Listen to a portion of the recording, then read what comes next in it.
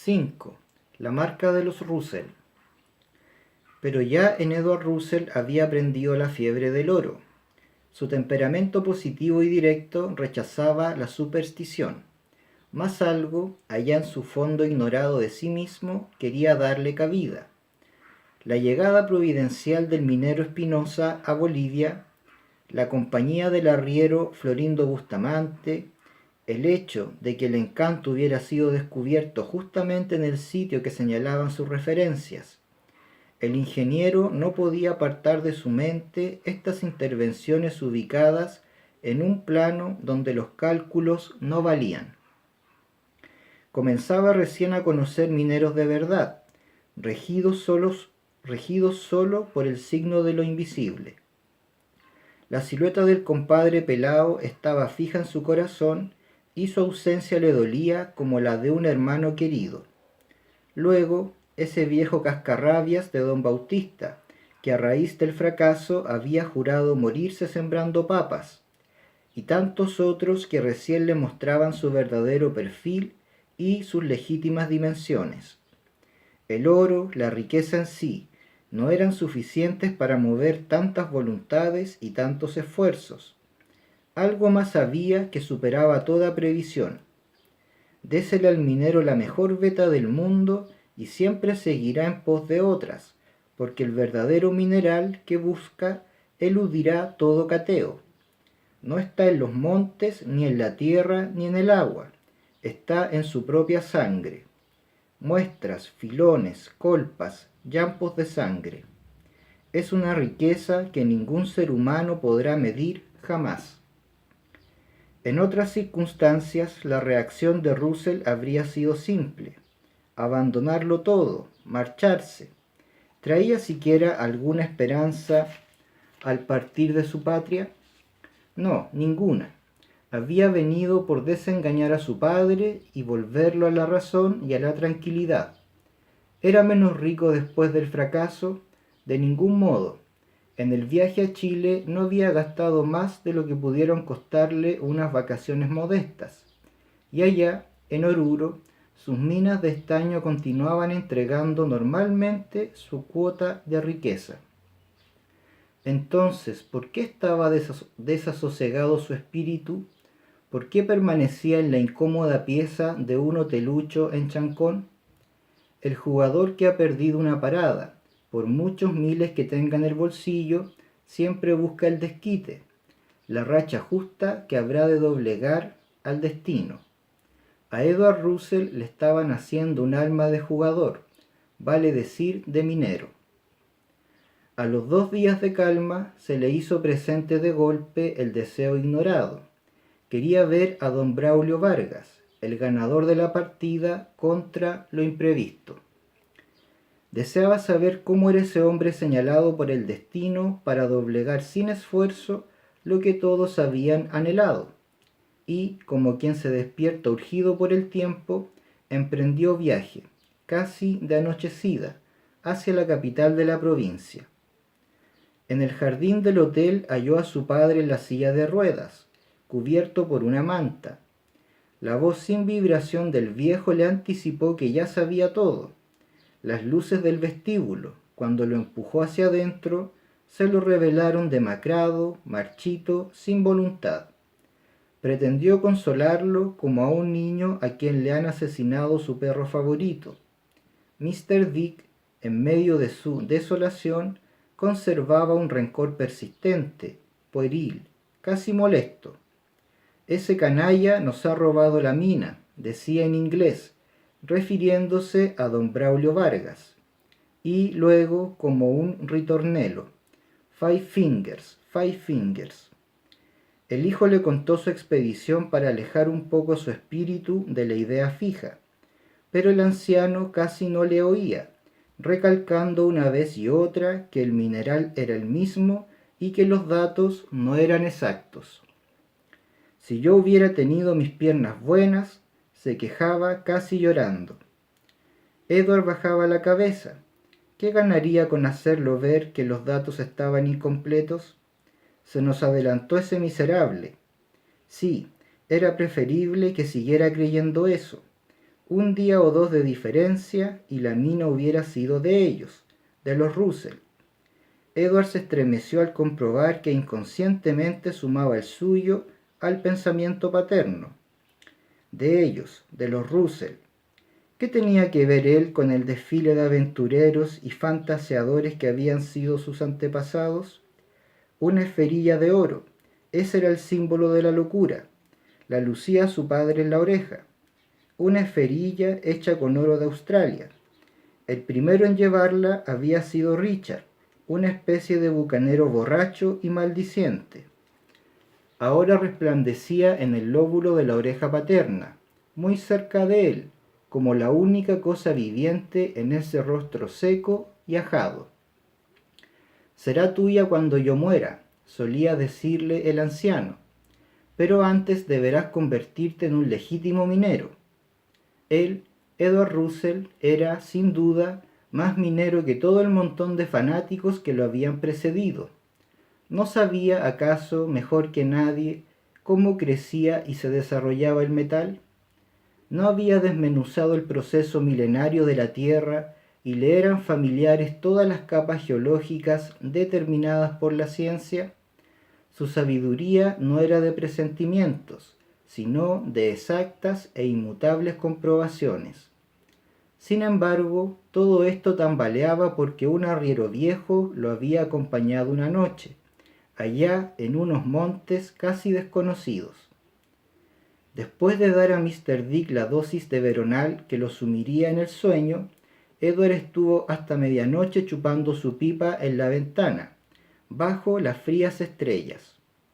A la mañana siguiente, mientras tomaba el desayuno, dijo a su padre: «Hoy iré a ver a don Braulio Vargas». El viejo, que había recuperado en parte la flema de su raza, parecía sumamente preocupado de ponerle mantequilla a su pan. No levantó la vista sino después de unos segundos, y en sus azules pupilas resplandecía el interés. «¿Qué te propones?»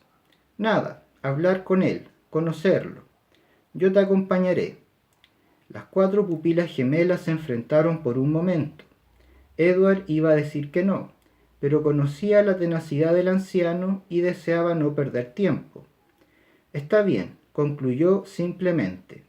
Y después, mientras encendía su pipa, le hablaré por teléfono para prevenirlo. Se alejaron sus recias pisadas por el parquet lustroso. El viejo se quedó solo un momento, fijos los ojos en el mantel. No cambió de actitud cuando Edward retornaba. «Dice que nos aguarda en su oficina a las 10, dentro de media hora», informó el ingeniero consultando su cuadrado reloj de pulsera. Mr. Dick enfiló hacia el dormitorio su silla de ruedas y 20 minutos más tarde volvió a salir, ya preparado. Edward también abandonaba su cuarto y se juntaron en el pasillo. En la puerta se divisaba ya un automóvil aguardándolos. Don Braulio Vargas hizo pasar de inmediato a sus visitantes. Avanzó un paso para estrechar la mano de Edward y se inclinó enseguida con una sombra de extrañeza sobre la figura del octogenario. «Adelante, señores», les indicaba los más muelles asientos de su oficina. Edward calmosamente echó una ojeada en derredor. La pieza era vulgar, con un papel fuera de tono y unos muebles opacos. Todo allí parecía envejecido. El millonario, de pie frente a ellos, posaba sus miradas en uno y otro, invitándolos a explayarse. «En primer lugar, debo felicitarlo», dijo Edward con una sonrisa cortés. «Gracias. ¿Ustedes son también mineros?» «Él y yo, y Richard, y Percy, y todos los Russell, desde hace muchas generaciones», le respondió Mr. Dick en castellano lleno de baches. «Tenemos minerales de estaño en Oruro», aclaró Edward. «Yo soy ingeniero». Don Braulio sentía un respeto instintivo por los extranjeros, a quienes otorgaba todas las buenas cualidades que faltan a los chilenos. Desde el comienzo barruntó que alguna utilidad podía sacar de estos dos imprevistos huéspedes. Llanamente confesó a sus interlocutores que no entendía mucho de metales y que, además, no podía fiscalizar personalmente la explotación del encanto, pues una laberintitis aguda lo hacía sentir vértigo de muerte frente a cualquier abismo u hondonada. ¿De modo que usted no ha pisado nunca esos cerros?, interrogó Edward con profunda extrañeza, mientras señalaba la cordillera de la costa por la ventana abierta. Nunca, le respondió don Braulio, y lo que es peor, tal vez no logre llegar jamás allí. Padre e hijo se contemplaron un instante, y había igual desconcierto en sus actitudes. Edward pensaba hallarse con un hombre curtido por soles y vientos, con un alma iluminada y vibrante, con un abatidor de obstáculos. De modo que el encanto se ha entregado a cualquiera, igual que una mujer, pensó con amargura rencorosa, y quiso saber cómo se había producido aquello. Los amantes despreciados desean conocer a veces la técnica de quien los ha vencido. Don Braulio empezó a contar. Ese que ustedes pueden ver en el retrato de la pared era mi padre. Hizo una pausa y recorrió con su mirada las facciones del muerto, y enseguida lo fue relatando todo: la rutina del progenitor, su estreno en el comercio, su lucha por hacerse de fortuna. Enseguida surgió el cojo Mardones, luego la revelación de su padre, sus andanzas en pos del minero y su encuentro fortuito con él en Caylloma. Y aquí me tienen ustedes, poseedor del encanto, un mineral que yo creía fabuloso, concluyó pensativo. Mr. Dick escuchaba fieramente, con la cabeza en alto y el entrecejo contraído. Era una trampa de la suerte, una estafa de los sueños de los legítimos mineros. ¿Por qué don Braulio Vargas y no él? ¿Por qué? Era la suya una indignación callada y tensa, como la de quien ha perdido un pleito. Las palabras estaban de más y hubiera querido marcharse. Pero Edward había comenzado el relato de su propia aventura y ponía en cada frase un fuego desconocido.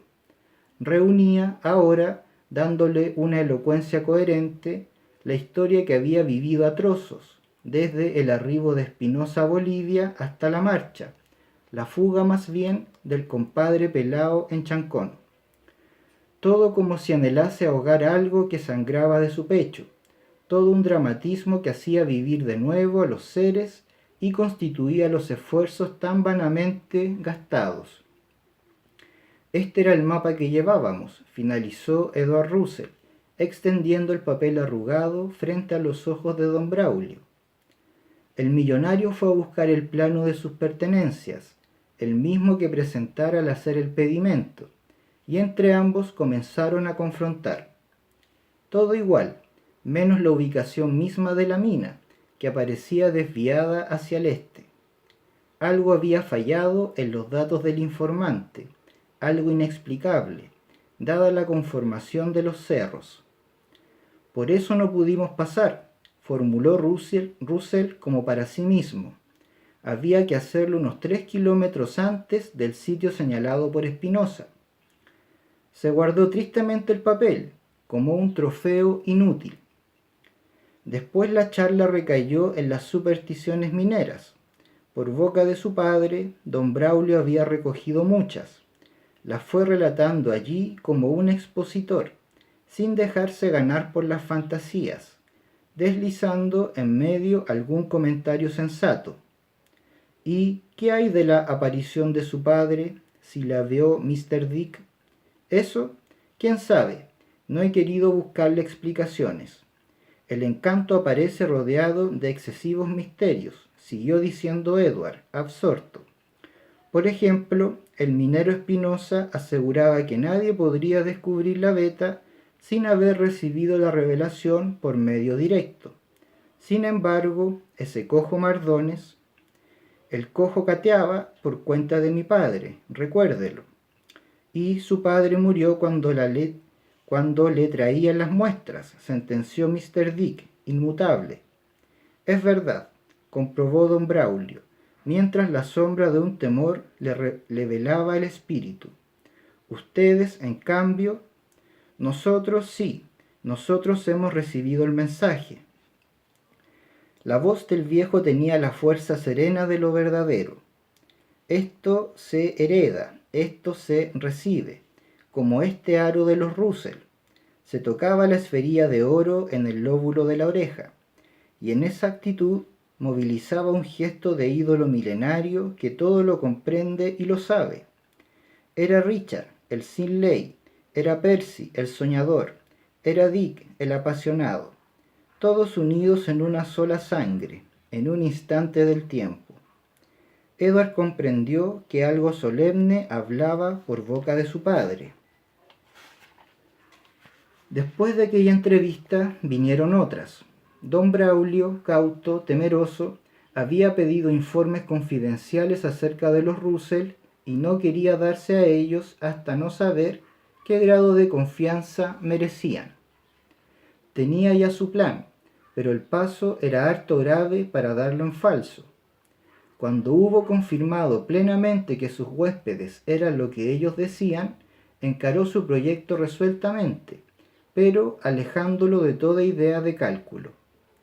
Mr. Dick expresó una tarde: yo deseo que ustedes sean mis socios en la mina, el Encanto. Al fin y al cabo, tienen tanto derecho como yo en esta empresa, y deseo contentar a esos poderes desconocidos que los han traído a Chile. Por la tarde quedaba firmada en la notaría la escritura de la sociedad Vargas y Russell Limitada para explotar el mineral, con aportes y utilidades iguales por ambas partes, sin contar el trabajo del ingeniero, que dirigiría las faenas. El destino quedaba, en apariencias, satisfecho. En los primeros 14 meses de explotación, con medios rudimentarios, sin maquinaria casi, venciendo 1000 obstáculos, sobre todo en lo referente al acarreo del metal en bruto, la mina El Encanto produjo 700.000 pesos de utilidad, descontando el valor de las herramientas y el pago de trabajadores. Una tras otra se descubrieron 2 vetas más, el Fulminante y el Tonto, cuyos nombres obedecían al hecho de haberse encontrado la primera por la explosión fortuita de un fulminante, y a haber sido hallada la segunda por un minero apavado y silencioso que le cedió el apelativo con que lo conocían.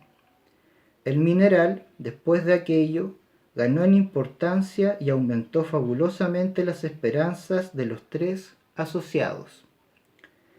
Se contrataron 120 hombres, entre apires, barreteros, muestreros, enmaderadores y personal secundario. Construcciones de tabla con techos de calamina comenzaron a levantarse para servir de camarotes. Se procedió a ensanchar el camino de mulas que bajaba hasta el valle, y en la mitad del trayecto a Chancón alzáronse galpones para almacenar el metal. Todo fue previsto y resuelto por la mente precisa de Edward Russell, que concebía y ejecutaba sin dilaciones. A los 2 años de trabajo estaban casi dominados los cerros y ya no quedaba sino entregarse de lleno a la producción. Como si no aguardara más que esto, la veta principal comenzó a estrecharse y las leyes de rendimiento bajaron de golpe a la mitad. Se desflecaba el metal en ramajes, perdía consistencia, tomaba otros rumbos. Hubo que trabajar en piques y en estocadas de reconocimiento. La situación se mantuvo por unos 5 meses. Edward pensaba en un error que lo había desviado del rumbo principal de la veta, pero las exploraciones no revelaron nada. Entonces, de labios de algún viejo, cayó la conocida sentencia, hecha de previsión y de fatalismo: el oro es veleidoso, patrón. La ley siguió bajando hasta llegar a los 70 gramos. Ahí pareció afirmarse definitivamente. El ingeniero se internaba en los socavones, descendía a los piques, pedía herramientas para sacar personalmente muestras de las estocadas. Leves rebrotes, 110 gramos en la hilacha. le daban lumbre a su esperanza. Después todo volvía a lo mismo. La mina fabulosa doblaba apenas en ley a todas las circundantes y aún tendía a descender. Habíase convertido en una explotación común. Al cumplirse los 5 años se descubrió en las cercanías de Chaura un nuevo mineral, y hacia allá se marcharon los hombres más diestros, como si comprendieran que nada más podía esperarse del encanto.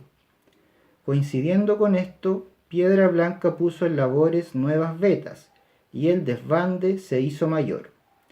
Solo fueron quedando los sin ambiciones, los más viejos, los que no veían lejano su fin y únicos que creían en un rebrote imprevisto del oro que se adelgazaba. En una de las entrevistas que Edward sostuvo con don Braulio allá en la ciudad, éste le preguntó, preocupado, ¿cree usted que el metal se acabará? El ingeniero lo miró con seguro dominio. Hay todavía para 20 años de trabajo. Además, tengo un plan que le confiaré más adelante.